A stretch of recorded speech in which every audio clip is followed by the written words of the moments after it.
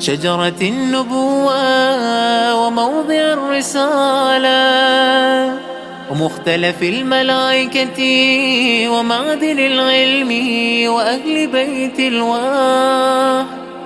اللهم صل على محمد وآل محمد.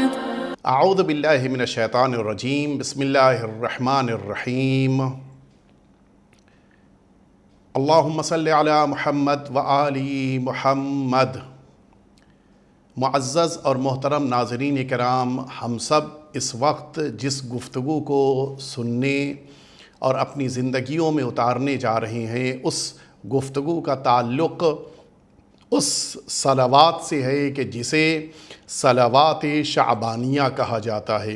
اس صلوات کے لیے بڑی تاکید وارد ہوئی ہے کہ ماہ شعبان المعظم میں اس صلوات کو اپنی زبان پہ ہم سب جاری کریں اور اس صلوات کے ذریعے سے کوشش کریں کہ پروردگار عالم کی توجہات ہم سب کے شامل حال ہوں.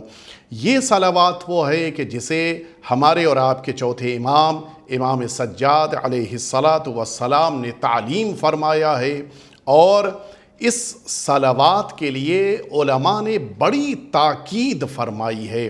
ہمیں کوشش کرنی چاہیے اپنی نمازوں کے بعد، اپنی دعاؤں کے بعد اس ماہ شعبان المعظم میں ان جملوں کے ذریعے سے پروردگار کی بارگاہ میں اپنی حاجتوں کو پیش کریں. پہلا ہی جملہ یہ ہے کہ بسم اللہ الرحمن الرحیم، اللہم صلی علی محمد وآل محمد. اس کے بعد جملہ ہے شجرۃ النبوہ، اے پروردگار صلوات کو نازل فرما حضرات محمد اور آل محمد پر، وہ اہل بیت اطہار جو نبوت کا درخت ہیں، اور اس کے ساتھ ساتھ وہ موضع الرسالہ، رسالت کا مقام اور رسالت کا محل ہیں، جہاں سے رسالت دنیا تک پہنچی ہے. وہ مختلف الملائکہ، اور اہل بیت اطہار ان ہستیوں کا نام ہے کہ جن کی بارگاہ میں فرشتوں کا آنا جانا مسلسل رہتا تھا. ان اہل بیت اطہار پر اپنی صلوات کو نازل فرما. ومعدن العلم، اہل بیت اطہار علم کا مرکز ہیں، یعنی اس کے معنی ہے جسے بھی اس دنیا میں علم چاہیے ہے انہیں اہل بیت اطہار سے مانگنا چاہیے اور ان سے لینا چاہیے. وَأَهْلِ بَيْتِ الْوَحْيِ، یہ وہ عظیم شرف ہے کہ جس کا دنیا اندازہ نہیں کر سکتی. اللہ اپنی وحی کو جب نازل کر رہا ہو تو وہی اسی گھرانے میں نازل کرتا ہے کہ جو پاک اور مقدس اور محترم گھرانہ ہو. اللہ کی ذات پاک و پاکیزہ، اللہ کی ذات سے نکلنے والا اور آنے والا پیغام پاک و پاکیزہ، لانے والا ملک پاک و پاکیزہ. اب جہاں پر یہ پیغام پروردگار آئے وہ بھی پاک اور عصمت کی بارگاہ ہونی چاہیے. اسی لیے اہل بیت اطہار کو اہل بیت وحی کہا گیا. وہی پروردگار کے اہل بیت. اور یہاں پر یہ جملہ بھی میں کہتا چلوں کہ اہل البیت ادرا ما فی البیت، گھر والے اہل بیت کسی بھی واقعے کے بارے میں بقیہ لوگوں سے زیادہ بہتر جانتے ہیں. اہل بیت وحی صرف اہل بیت اطہار ہیں. لہٰذا اگر کسی وحی پروردگار کے بارے میں دریافت کرنا ہو صرف اہل بیت اطہار سے دریافت کرنا چاہیے. اللہم صلی علی محمد و آل محمد، پروردگار حضرات محمد اور آل محمد پہ اپنی صلوات کو نازل فرما. الفلک الجاریہ فی اللجج الغامرہ، جو ایسی عظیم شخصیتیں ہیں جو بھنوروں کے درمیان چلتی ہوئی کشتی ہیں. انسان جس موقع کے اوپر سمندر میں تلاطم ہو، موجیں سر پٹخ رہی ہوں، کبھی بلندیوں کی طرف جا رہی ہوں، کبھی ساحل کی طرف بڑھ رہی ہوں، ایسے موقع پر بغیر کشتی کے کوئی انسان سمندر کو پار نہیں کر سکتا. ان ظلمتوں اور برائیوں مفاسد کی موجوں کے درمیان جو اہل بیت اطہار کی کشتی پر سوار ہوگا وہی نجات تک پہنچے گا. یہی جملے کے ذریعے سے مفہوم یا یأمن من رکبہا، وہی بچے گا جو اس کشتی اہل بیت پر سوار ہو گیا، ویغرق من ترکہا، جو اس کشتی کو چھوڑ کے ہٹا وہ ڈوب گیا، برباد ہو گیا، فنا ہو گیا۔ المتقدم لہم مارق، کشتی سمندر میں چل رہی ہے، اس کشتی سے کوئی آگے بڑھ کے جانا چاہے وہ انسان بھی یقیناً راستے سے بھٹک جائے گا۔ والمتأخر عنہم زاہق، جو اس کشتی سے پیچھے رہ جائے اور ابھی اس کشتی تک نہ پہنچ پائے وہ انسان بھی یقیناً اپنے راستے سے دور ہو جائے گا، وہ بھی ڈوب جائے گا۔ واللازم لہم لاحق، جو کشتی اہل بیت اطہار سے اٹیچ ہو جائے، جو ان کے ساتھ ہو جائے، جو ان سے وابستہ ہو جائے، وہی کامیاب ہوگا۔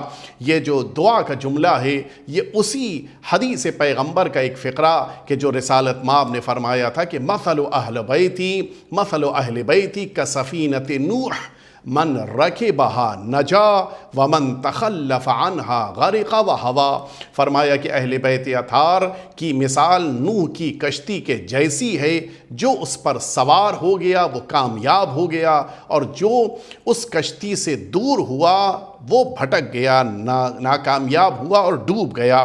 اللہم صلی علی محمد وآل محمد الکہف الحسین، یہ وہ بہترین پناہ گاہ ہیں کہ جہاں پر انسانوں کو پناہ ملتی ہے۔ وغیاث المضطر المستکین، پریشان اور مضطرب اور مسکین انسان کی پناہ گاہ ہیں اہل بیت اطہار۔ وملجأ الحاربین، وہ افراد کہ جو کسی وجہ سے فرار کر رہے ہوں، ان لوگوں کے لیے ایسے موقع کے اوپر اگر کوئی جگہ جہاں پر وہ ٹھہر کر سکون حاصل کر سکیں وہ جگہ اہل بیت اطہار کی بارگاہ ہے۔ وعصمت المعتصمین، امان مل جاتی ہے ان لوگوں کو کہ جو امان کے تلاش کرنے والے ہیں، جن لوگوں کو خود کو گناہوں سے بچانا ہے ان کو خود سے بچانے کے لیے بہترین جگہ ہے اہل بیت اطہار کی بارگاہ۔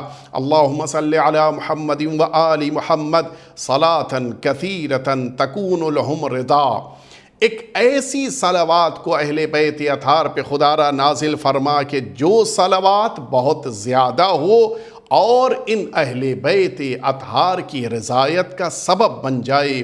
وَلِحَقِّ مُحَمَّدٍ وَآلِ مُحَمَّدٍ أَدَاءً وَقَضَاءً، اور اہل بیت اطہار کے حق کی ادائیگی، وہ تمام حقوق کے جن کو ادا کرنا ہے جو رہ گئے ان سب کی ادائیگی کا سبب بن جائے۔ بِحَوْلٍ مِّنْكَ وَقُوَّةٍ، اے پروردگار یہ جو میں تجھ سے دعا کر رہا ہوں کہ اہل بیت اطہار پہ ایسی خاص صلوات کو نازل فرما، یہ تیری قوت اور طاقت کے ذریعے سے ہو یا رب العالمین، اے عالمین کے پروردگار، اے عالمین کی پرورش کرنے والے۔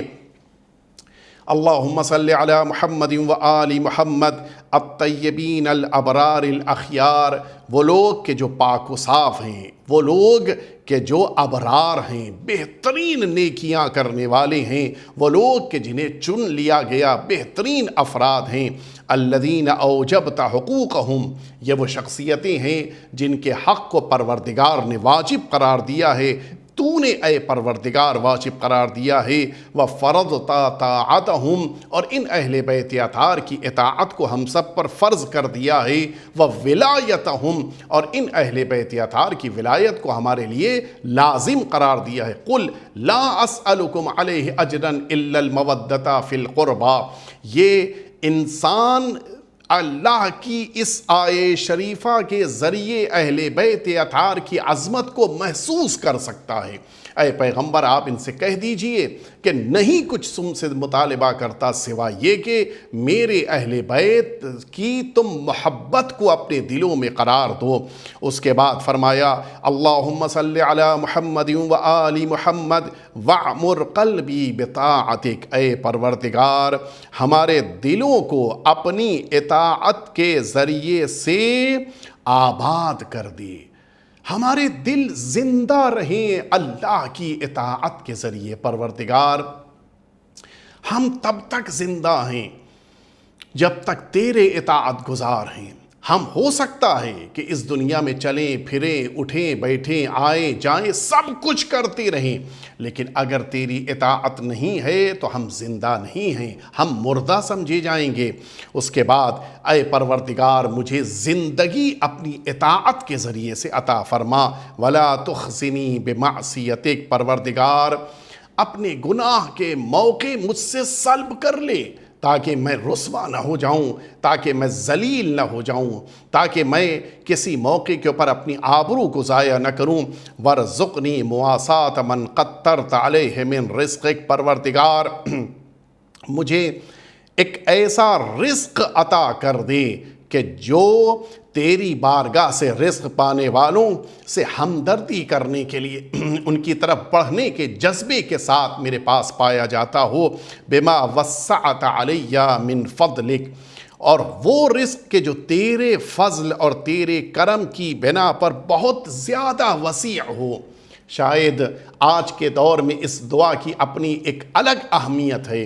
آج جہاں ہماری یہ ذمہ داری ہے کہ اللہ کی عبادت اور اطاعت کریں، جہاں ہماری یہ ذمہ داری ہے کہ ان وبا کے بڑھتے ہوئے ماحول سے خود کو بچانے کے لیے خود کو گھروں میں محصور کر لیں، خود کو اپنے گھروں کے اندر قرار دیں، وہیں ہماری یہ بھی ذمہ داری ہے کہ ہم سب پروردگار کے ان بندوں کا خیال کریں کہ جن بندوں کے گھروں میں بہت سارے اوقات ایسی نوبت آ رہی ہو کہ جن کے وہاں چولہے نہ جل پا رہے ہوں، جن کے وہاں کھانے کا انتظام نہ ہو پا رہا ہو۔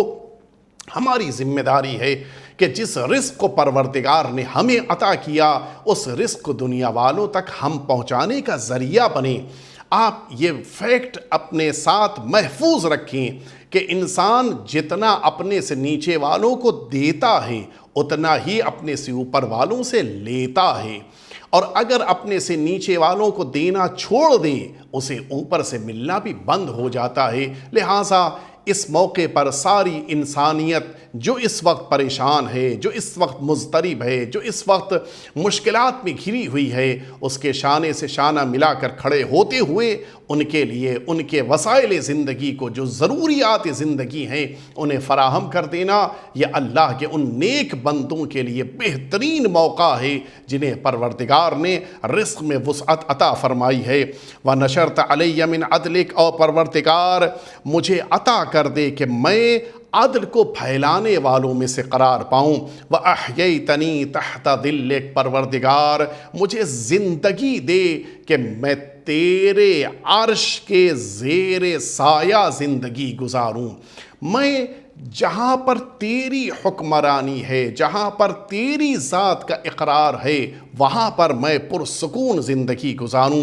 اس کے بعد وَهَذَا شَهْرُ نَبِيِّكَ، پروردگار یہ ماہ شعبان المعظم تیرے عظیم الشان رسول کا مہینہ ہے، وہ رسول کے جو سید و رسولک، جو تمام رسولوں کے سردار ہیں۔ شعبان یہ مہینہ کہ جس کو شعبان المعظم قرار دیا گیا، الذی حففتہ منک بالرحمت والرضوان، جس مہینے کو پروردگار تو نے رحمت اور رضوان جس کے اندر قرار دیا ہے، یعنی جسے رحمت چاہیے، جسے رضایت پروردگار چاہیے، وہ اس شعبان المعظم میں آئے، اپنے پروردگار کی بارگاہ میں گڑ گڑائے، مناجات کرے، پروردگار اسے عطا کرنے والا ہے۔ الذی کان رسول اللہ صلی اللہ علیہ وآلہ وسلم یدأب فی صیامہ وقیامہ، اس مبارک مہینے میں پیغمبر ختمی مرتبت صلی اللہ علیہ وآلہ وسلم ان کی عادت یہ تھی، ان کا طریقہ کار یہ تھا، ان کی روش یہ تھی کہ وہ پورا مہینہ روزے میں اور نمازوں کے قائم کرنے میں بسر کرتے تھے، پورا وقت دوپہر میں روزہ، راتوں کو عبادتوں میں بسر کرتے تھے۔ فی لیالیہ و ایامہ، راتوں میں اور دنوں میں پیغمبر اسلام مکمل طور پہ بندگی پروردگار میں مصروف رہتے تھے۔ بخوعا لک فی اکرامہ و اعظامہ، اس مہینے کے مراتب اور درجات کے باعث وہ پوری زندگی اسی طرح سے گزارتے تھے۔ الی محل حمام اللہم فأعن علی الاستنان بسنتہ فیہ، پروردگار ہم تیری بارگاہ میں دعا کر رہے ہیں کہ ہم سب کو اس مبارک مہینے میں رسالت مآب کی اس سیرت پر، اس سنت پر عمل کرنے کی توفیق عطا فرما دے، وَنَيْلِ الشَّفَاعَةِ لَدَيْهِ، اور پروردگار رسالت مآب کی وہ شفاعت جو ہمیں مل سکتی ہے اس شفاعت کا پہنچانے اور اس شفاعت کا ہمیں مستحق بنا دے۔ اللہم وَاجْعَلْهُ لِي شَفِيعًا مُشَفَّعًا، پروردگار رسالت مآب کو میرے لیے شفاعت کرنے والا قرار دے، اور ان کی شفاعت کے جسے تو قبول کرتا ہے اس شفاعت کو میرے حق میں قرار دے۔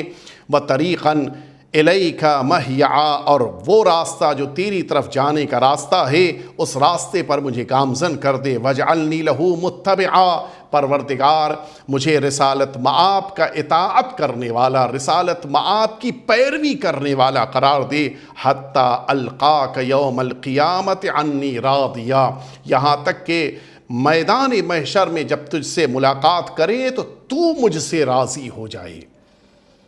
یعنی اس کے معنی ہے کہ اللہ کی رضایت بندوں کو تبھی ملتی ہے جب انسان پیغمبر اسلام کا اطاعت گزار بن جائے، پیغمبر اسلام کا فالوور قرار پائے۔ اس کے بعد وَعَنْ ذُنُوبِ غَاضِيَا، اے پروردگار نہ صرف یہ کہ میدان محشر میں ہم تیرے سامنے آئیں تو ہم سے راضی ہو، بلکہ پروردگار اس حال میں ہم میدان محشر میں آئیں کہ تو ہمارے سارے گناہوں کو معاف کر چکا ہو۔